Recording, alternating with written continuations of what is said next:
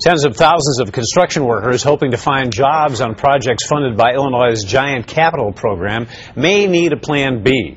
The State Court of Appeals today knocked out about half the funding sources for Governor Quinn's $31 billion public works program. The court said the General Assembly did not follow proper procedure, so those 45,000 video poker machines headed to bars and taverns are in limbo. The higher sales tax on some soft drinks, candy, and grooming items is out.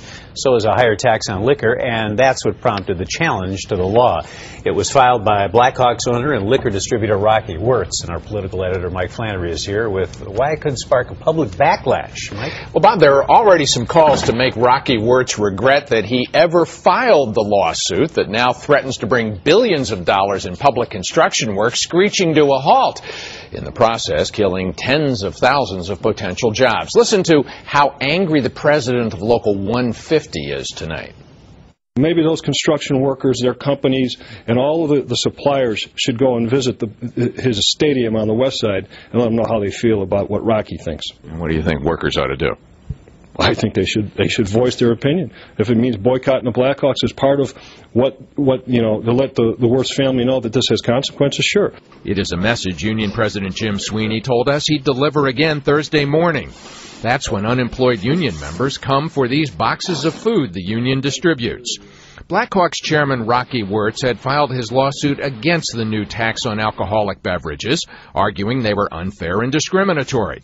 A three-judge panel on the appeals court never ruled on that claim. They did, though, say the General Assembly violated the Illinois Constitution when it bundled a bunch of tax increases together into one piece of legislation, instead of voting on them one at a time.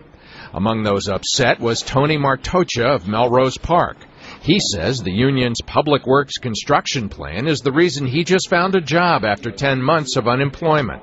Martocha thought a union-led boycott might be a good idea. And I'm going to tell you right now, I got 24,000 friends that ain't going to go to his games or whatever, or buy whatever he's got.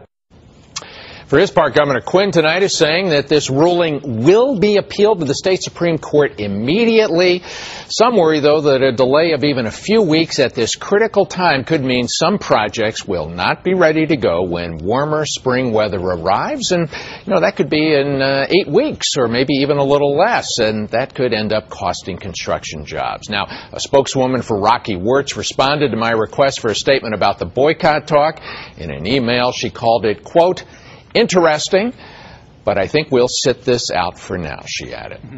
So we have a debate now about shrinking the size of this plan, right? Well, there are critics on the right. Paul Caprio from Family Pack is among them. He says the General Assembly and the governor ought to seize this opportunity now to shrink the size of the $31 billion capital plan, not do the borrowing that was scheduled, $5 billion in borrowing scheduled to be done sometime soon. Take this opportunity to make it a lot smaller. $5 billion with a B. $5 billion with a B, and the whole thing, 6 years, $31 billion with a B. That's about 400,000 jobs. Thank you, Mike.